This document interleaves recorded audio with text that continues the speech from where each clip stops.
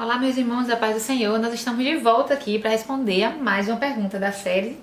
Casamento, vamos lá. Isso, Casamento e vida conjugal, respostas né? sobre a vida conjugal.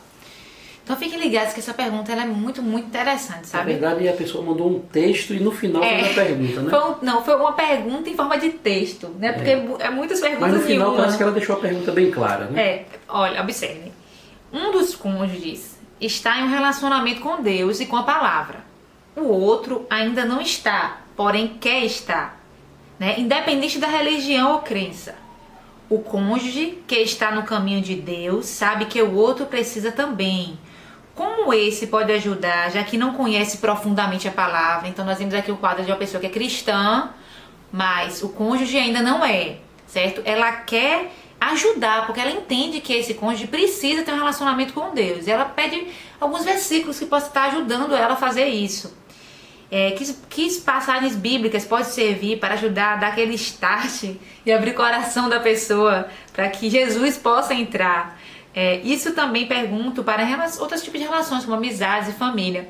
Isso aqui é bem interessante porque, assim, como ela fala aqui, o coração, para dar start do coração para Jesus entrar. Nós sabemos que nós falamos a palavra, nós devemos pregar a palavra.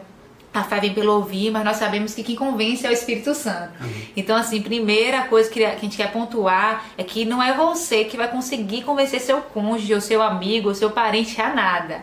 Quem convence é o Espírito Santo. Né? Ele é o convencedor. Agora, você pode e deve pregar o Evangelho e levar a palavra de Deus, porque ela gera fé.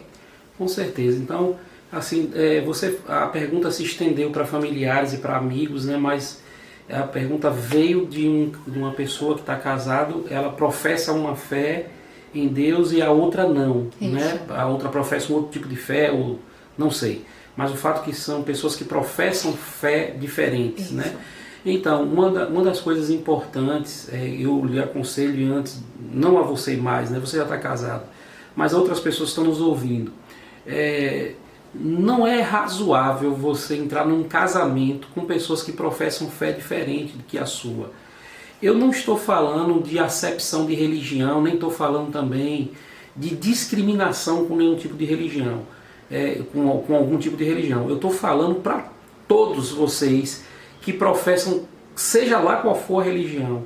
Na hora que você escolher uma pessoa para você casar, que essa pessoa professe a mesma fé que você. Interessante você não falar vai isso. ser confortável a vida dentro do casal, um crendo em uma coisa e o outro crendo em outra. Perceba que é como se um puxando para um lado e outro puxando para o outro. Interessante você falar isso, amor, porque ela depois eu pergunto com mais detalhe, né, para explicar melhor, e ela fala que essa pergunta que eu perguntei é uma pessoa casada, um casal casado, ela falou casado, ou noivo, ou namorado. Eu acho que essa pessoa quer essa resposta não somente para ela, mas para enviar também para outras pessoas, outros amigos. Então é isso que você estava falando. Se você está na fase de namoro... São respostas diferentes, na verdade, né? Se você está na fase de namoro, na fase de noivado, é o momento que você tem para estudar essas coisas, para vocês se conhecerem nisso, né? Quando a gente fala que o período de namoro é para se conhecer, às vezes as pessoas querem conhecer o corpo, né? Só que na verdade você tem que conhecer a forma que a pessoa vive, no que crê, o que gosta de fazer, para que os costumes, para você entender se isso vai funcionar bem com você ou não. Né? E nesse aspecto, fé é um dos aspectos que criam muitas divergências dentro de casais, né? dentro de casamento. Criação de filhos e tudo. Isso interfere muito, né? Um exemplo maravilhoso. Um quer que o filho siga tal religião, outro quer que siga tal. Na verdade, eu dou até um conselho: não siga religião nenhuma, siga Jesus Cristo. Então vamos lá. Mas, e vindo para essa pessoa, que é uma pessoa casada, e isso está acontecendo dentro do casamento, eu vou lembrar para você, tem uma passagem que está no Evangelho de João, que fala de um encontro que Jesus teve com uma mulher samaritana. Talvez muitos de vocês conheçam. Está lá no Evangelho de João, no capítulo 4, depois você pode ler lá. Lá no Evangelho de João, no capítulo 4, fala que Jesus foi ao poço e encontrou uma mulher samaritana. Essa mulher samaritana era uma mulher, o povo samaritano era um povo que não se dava com o povo judeu. Então aquele encontro já era um encontro meio que constrangedor para as tradições religiosas, para os costumes religiosos. Ainda mais sendo uma mulher. É uma mulher samaritana com um judeu mestre, homem. Então era um encontro constrangedor, não era para estar acontecendo, né? E Jesus vai ao encontro dessa mulher. E isso é mais agravado ainda, porque essa mulher, como Jesus disse para ela na passagem lá, quando manda ela chamar o marido, ela diz assim, eu não tenho marido. E Jesus disse para ela, você disse bem que você não tem marido, porque você já teve 5, e esse que você está agora não é seu marido. Então dá para você imaginar uma mulher que já teve 5, como Jesus fala, e o 6º que ela está não é marido dela. Imagine qual era e como era a reputação pública dessa mulher. Como que era a imagem de uma mulher que já teve com 5 homens e agora está com o 6º, e o 6º que ela está não é marido dela. Como as pessoas a vivem, como ela própria já se via. Imagine como ela se via, mas imagine como as pessoas daquela cidade via aquela mulher. Ou seja, uma mulher sem crédito algum, uma mulher sem reputação, uma mulher que provavelmente era tida como adúltera, né? Então era uma mulher à margem. Essa mulher é a mulher do poço, a mulher samaritana que tem um encontro com Jesus. Mas perceba que essa mulher, ela tem um encontro com Jesus e ela tem, de fato, acontece nela, de fato, uma transformação. E eu vou só, porque eu deixei marcado aqui, no Evangelho de João, no capítulo 4, no versículo 39, já depois de toda a conversa que Jesus tem com essa mulher, sabendo quem ela é, sabendo de quem estamos falando, sim, de uma mulher que socialmente ela era reprovável, digamos assim, sim, mas a Bíblia fala no versículo 39 do capítulo 4 do Evangelho de João, diz assim, e muitos dos samaritanos daquela cidade creram nele, ou seja, creram em Jesus, passaram a crer em Jesus, pela palavra da mulher que testificou, disse-me tudo quanto tem feito. Então perceba como é que homens, né? Perceba que estamos falando de uma mulher inserida em uma cultura onde o machismo aflorava de uma forma tão poderosa. Não valia nada, né? Mulher não tinha valor algum. Uma mulher séria já não tinha valor algum. Imagine uma mulher que vivia como essa mulher vivia. Mas a Bíblia fala que os homens daquela cidade, eles creram em Jesus por causa do testemunho dessa mulher. Então a pergunta foi, como é que eu posso fazer para uma pessoa que não serve ao Senhor, passar a servir ao Senhor? Não tem arma mais poderosa do que o seu testemunho. Com certeza. Porque eu vou dizer uma coisa para você, provavelmente, e muito provavelmente, eu tenho quase, só não falo com certeza porque eu não sei quem fez a pergunta, mas eu creio que muito provavelmente, nesse aspecto, essa mulher não se compara a você. Você você nunca teve 5 maridos e está vivendo com um que não é seu. Sim. Provavelmente você tem muito mais boa reputação do que essa mulher. Então perceba que uma mulher sem reputação alguma, via o testemunho dela, ela ganhou uma cidade para Jesus. Então eu creio que você também, via o seu testemunho, você pode ganhar o seu cônjuge, você pode ganhar o seu marido para o Senhor. Amém. Tem uma outra passagem que está em 1 Pedro, vou falar aqui para deixar você fazer as conclusões finais, mas em 1 Pedro, no capítulo 3 de 1 Pedro, o apóstolo Pedro diz assim para as mulheres, semelhantemente vós mulheres, sede sujeitas ao vosso próprio marido, para que também, se algum não obedece à palavra, pelo procedimento de sua mulher, seja ganho sem palavras. Olha só que coisa linda ele escreve. E ele diz assim, mulheres, deixa eu dizer uma coisa para você, o seu marido ainda não serve ao Senhor, então eu vou te dar um conselho, é o que Pedro está falando. Eu vou dar um conselho para você, esteja sujeita a ele de uma maneira que ele, pelo seu procedimento, de boca fechada, você vai ganhar ele para o Senhor. Então essa passagem aqui de Pedro, ele é uma passagem que corrobora com o que está lá no Evangelho de João, onde mulheres podem ganhar homens para o Senhor pelo procedimento, pelo testemunho. Então o seu testemunho, ele fala, o seu testemunho, mulher, ele grita muito mais alto do que as suas palavras. É verdade. E as suas orações são mais poderosas do que a sua própria palavra. Amém. Eu estava lembrando aqui quando você falava de uma frase que eu já vi você falar algumas vezes, que é para que nós devemos fazer a pessoa primeiro nos seguir antes de seguir a Jesus. Que se trata realmente disso aí, né? A gente tem que fazer as pessoas ver Deus em nós.